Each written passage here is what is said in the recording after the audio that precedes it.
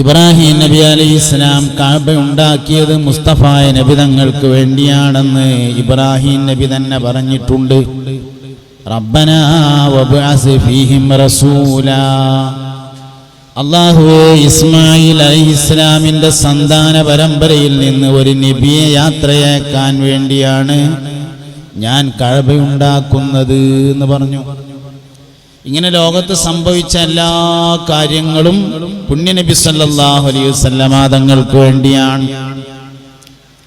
നബി തങ്ങളുടെ ഹിജ്റയിൽ സല്ലല്ലാഹു അലൈഹി വസല്ലം അബൂ അയ്യൂബുൽ അൻസാരി റളിയല്ലാഹു അൻഹുവിന്റെ വീട്ടിൽ താമസിച്ച താരീഖ് പറഞ്ഞെടുത്ത് അതിൻ്റെ ഒരു വിശദീകരണം പറഞ്ഞതായി കാണും.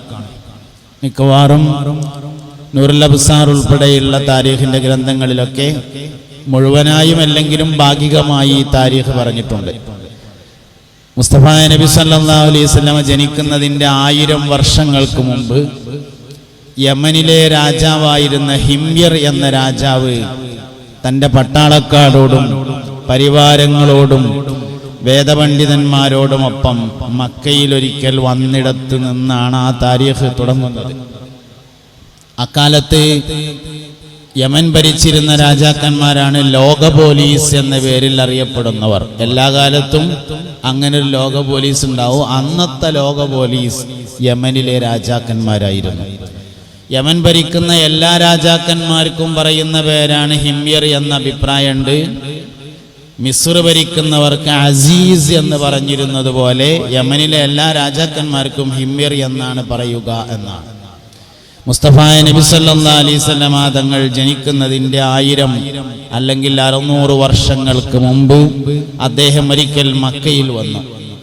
ഹിമ്യർ രാജാവ് ഏത് നാട്ടിൽ ചെന്നാലും ആ നാട്ടുകാര് അദ്ദേഹത്തെ ചുറ്റിപ്പറ്റി ഇങ്ങനെ ഉണ്ടാവലൊരു പതിവുണ്ട്. കാരണം ഒന്ന് സമ്പന്നനാണ്, 2 പട്ടാളക്കാരും പരിവാരങ്ങളുമായി ധാരാളമുണ്ട്, ദുന്യാവ് കൊണ്ട് അള്ളാഹു അനുഗ്രഹിച്ചിട്ടുള്ള വലിയൊരു മനുഷ്യനാണ്. അതുകൊണ്ട് അദ്ദേഹത്തെ ചുറ്റിപ്പറ്റി ഇങ്ങനെ ആളുകളുണ്ടാവും. പക്ഷെ മക്കയിൽ വന്നിട്ട് മാത്രം അങ്ങനെ ഉണ്ടായില്ല. മക്കക്കാരുടെ പ്രധാന പരിപാടി കച്ചവടത്തിന് പോകും, അല്ലെങ്കിൽ വേട്ടക്ക് പോകും. വേട്ട കഴിഞ്ഞു വന്നാൽ കഅബയുടെ ചുറ്റുഭാഗത്ത് അവരുടെ പ്രത്യേകമായ ഹൽക്കയുണ്ടാകും, വട്ടങ്ങൾ. ഓരോ തറവാട്ടുകാർക്ക് ഓരോ പ്രത്യേകമായ ഹൽക്കകളാണ്. ആ ഹൽക്കയിൽ ഇങ്ങനെ ഇരുന്നിട്ട് വല്യർത്താനം പറയും. എൻ്റെ വാപ്പാക്ക് ആന ഉണ്ടായിരുന്നു, വല്യപ്പാക്ക് തോട്ടിണ്ടായിരുന്നു, പേരക്കുട്ടിയുടെ ചന്തിമ തയമ്പുണ്ടായിരുന്നു എന്നൊക്കെ പറഞ്ഞിട്ട് ഇങ്ങനെ ഒരു വട്ടത്തിലിരിക്കും. അതാണ് ഏറ്റവും പ്രധാനപ്പെട്ട ഒരു പരിപാടി. അതൊക്കെ കഴിഞ്ഞിട്ട് ഓർക്ക് രാജാവിനെ ശ്രദ്ധിക്കാൻ നേരം കിട്ടിയില്ല. അപ്പം മൂപ്പർക്ക് ഈറടിച്ചു, ദേഷ്യം വന്നു. എന്താണ് ഈ നാട്ടുകാർ എന്നെ ശ്രദ്ധിക്കാത്തത് എന്ന് അദ്ദേഹം ഇങ്ങനെ പരിശോധിച്ചപ്പോൾ കഅബയാണ് അതിൻ്റെ കാരണം എന്ന് മനസ്സിലാക്കിയതിനാൽ അദ്ദേഹം ആരെ അറിയിക്കാതെ മനസ്സിലൊരു തീരുമാനം എടുത്തു. ഇവിടുന്ന് പോണതിൻ്റെ മുന്നേ കഅബ പൊളിക്കണം എന്ന് തീരുമാനിച്ചു. അന്ന് രാത്രി അദ്ദേഹത്തിന് വലിയൊരു തലവേദന ആരംഭിച്ചു എന്നാണ്. പല ചികിത്സകളും നടത്തി നോക്കി, പല വൈദ്യവും ചെയ്തു, പല മരുന്നും കുടിച്ചു. തലവേദനക്കൊരു ഭേദമില്ല. കൂട്ടത്തിലുണ്ടായിരുന്ന വൈദ്യന്മാരുടെയൊക്കെ ചികിത്സ കഴിഞ്ഞിട്ട് പുറത്തുനിന്ന് നല്ല നല്ല പേര് കേട്ട വൈദ്യന്മാരൊക്കെ കൊടുന്ന് ചികിത്സിച്ചു നോക്കി, ഭേദമൊന്നും ഉണ്ടായില്ല. അവസാനം അദ്ദേഹത്തിൻ്റെ കൂടെ 400 വേദപണ്ഡിതന്മാർ വന്നതിൽ ഒരാള് മഹാരാജാവിനോട് പറഞ്ഞു, രാജാവേ, എനിക്ക് നിങ്ങളോടൊന്ന് ഒറ്റക്ക് സംസാരിക്കാൻ ഒരവസരം കിട്ടിയാൽ ഒരു കാര്യം പറയാണ്ടായിരുന്നു പറഞ്ഞു. അങ്ങനെ ഒരു വലിയ റൂമിൽ, വിശാലമായ റൂമിൽ രാജാവ് ഒരു തലയ്ക്കും വേദപണ്ഡിതൻ മറ്റൊരു തലക്കിയിരുന്നു. വാള് വീശിയാൽ തട്ടാതിരിക്കാൻ വേണ്ടിയിട്ടാണ്. അന്ന് രാജാക്കന്മാർക്ക് ഈറടിച്ചാൽ അപ്പോൾ വാള് വീശും, പിന്നെ ഒന്നും ചോദിക്കാനും പറയാനും ഒന്നും ഉണ്ടാവില്ല എന്നുള്ളതാണ്. അപ്പോൾ കുറച്ച് ദൂരെ ഇരുന്നിട്ട് ഇങ്ങനെ ചോദിച്ചു, ഈ നാട്ടിൽ വന്നതിന് ശേഷം നിങ്ങൾ ചിന്തിക്കാൻ പാടില്ലാത്ത എന്തെങ്കിലും ചിന്തിച്ചിരുന്നോ എന്ന് ചോദിച്ചു. തലവേദന നല്ല ഉണ്ട്. അപ്പം മൂപ്പര് പറഞ്ഞു, ഞാൻ ചിന്തിച്ചിട്ടുണ്ട് പറഞ്ഞു. എന്താന്ന് ചോദിച്ചു. കഅബ പൊളിക്കാൻ വേണ്ടി ചിന്തിച്ചിന്ന് പറഞ്ഞു. എന്നാൽ അതാണ് തലവേദനയുടെ കാരണം. നിങ്ങൾ ഈ തീരുമാനം പിൻവലിക്കുകയും അതിന് പ്രായശ്ചിത്തമായി മറ്റെന്തെങ്കിലും ചെയ്യാമെന്ന് തീരുമാനമെടുക്കുകയും വേണമെന്ന് പറഞ്ഞു. അദ്ദേഹം അത് സ്വീകരിച്ച് അങ്ങനെ ആ തീരുമാനം പിൻവലിക്കുകയും കഅബക്ക് വലിയൊരു കില്ല പുതപ്പിക്കാൻ വേണ്ടി തീരുമാനിക്കുകയും ചെയ്തു. അങ്ങനെയാണ് അത്രേ കഅബക്ക് ആദ്യമായി കില്ല പുതച്ചത് എന്നത് താരീഖിലുണ്ട്. ഇതിന് ശേഷം മൂപ്പർക്ക് തോന്നി, ഇനി ഈ നാട്ടിൽ നിന്നാൽ ശരിയാവില്ല, ഇവിടുന്ന് പോകുക നല്ലത്. അങ്ങനെ ഇവിടുന്ന് പോയത് മദീനത്തേക്കാണ്. മദീനയിൽ ചെന്നു, കുറെ ദിവസം താമസിച്ചു. മദീനക്കാർ പിന്നെ മക്കക്കാരുമായിരല്ല, യാത്രക്കാരെയും വിരുന്നുകാരെയും ഒക്കെ നല്ലോണം സ്വീകരിക്കുന്ന കൂട്ടരാണ്. പ്രത്യേകിച്ച് മക്കത്തുനിന്ന് വരികയാണെങ്കിൽ നല്ലോണം സ്വീകരിക്കും. കാരണം മക്കയില് ഹാജറ ബീവിയുടെ മക്കളും മദീനയിൽ സാറാ ബീവിയുടെ മക്കളാണ്. സാറാ ബീവിയും ഹാജറ ബീവിയും ഇബ്രാഹിം നബി അലൈഹി ഇസ്ലാമിന്റെ 2 ഭാര്യമാരാണ്. അപ്പൊ 2 ഭാര്യമാരിലെ മക്കളായതുകൊണ്ട് ഓല ഒഴിവാക്കിയ ഇവിടെ എടുക്കും, ഇവിടെ ഒഴിവാക്കിയ അവിടെ എടുക്കും, അങ്ങനെയാണ്. അപ്പൊ മക്കത്തുനിന്ന് വരായതുകൊണ്ട് ഓർക്ക് സ്വീകരിക്കാൻ ഒരു ഉഷാറ് കൂടുതലും ഉണ്ടായി. അങ്ങനെ അദ്ദേഹം മദീനയിൽ കുറെ ദിവസം താമസിച്ച് നല്ല സ്വീകരണങ്ങളൊക്കെ ഏറ്റുവാങ്ങിയതിനു ശേഷം യമനിലേക്ക് മടങ്ങാൻ വേണ്ടി ഒരുങ്ങുമ്പോൾ കൂടെയുണ്ടായിരുന്ന 400 വേദപണ്ഡിതന്മാർ പറഞ്ഞു, അത്രേ മഹാരാജാവേ, നിങ്ങൾ സമ്മതിക്കുകയാണെങ്കിൽ ഞങ്ങൾക്ക് ഇവിടെ താമസിക്കണം എന്നൊരാഗ്രഹമുണ്ട് എന്ന്. അദ്ദേഹം ചോദിച്ചു, എന്താ ഇവിടെ താമസിക്കാൻ ആഗ്രഹം? അവസാന പ്രവാചകൻ മദീനയിൽ വന്ന് താമസിക്കുമെന്ന് പൂർവകാല വേദങ്ങളിൽ നിന്ന് ഞങ്ങൾ മനസ്സിലാക്കിയിട്ടുണ്ട്. ഞങ്ങളുടെ കാലഘട്ടത്തിൽ അദ്ദേഹം വരികയാണെങ്കിൽ അദ്ദേഹത്തിന് ഖിദ്മത്തെടുക്കാമെന്ന് കരുതിയാണ്.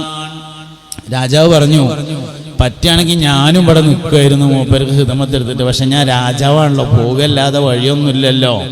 അതുകൊണ്ട് ഞാനൊരു കാര്യം ചെയ്യാമെന്ന് പറഞ്ഞിട്ട് 399 സാധാ വീടും ഒരു ബംഗ്ലാവ് ഉണ്ടാക്കിയെന്നാണ്. ബംഗ്ലാവ് എന്നൊക്കെ പറയുമ്പോൾ ഇന്നത്തെ ബംഗ്ലാവ് പോലെ എന്ന് വിചാരിക്കേണ്ട. സാധാ വീട് എന്ന് പറഞ്ഞാൽ ഷെഡേക്കാര. അപ്പൊ ബംഗ്ലാവ് കുറച്ചുകൂടി വലുത് എന്ന് കണക്ക് കൂട്ടിയാൽ മതി.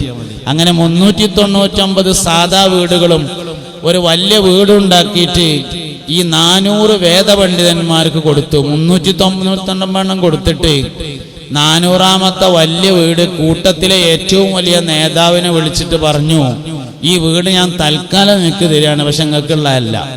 അവസാന പ്രവാചകൻ നിങ്ങളുടെ കാലഘട്ടത്തിൽ മദീനയിൽ വന്നാൽ ഈ വീട് അദ്ദേഹത്തിന് താമസിക്കാൻ കൊടുക്കണം.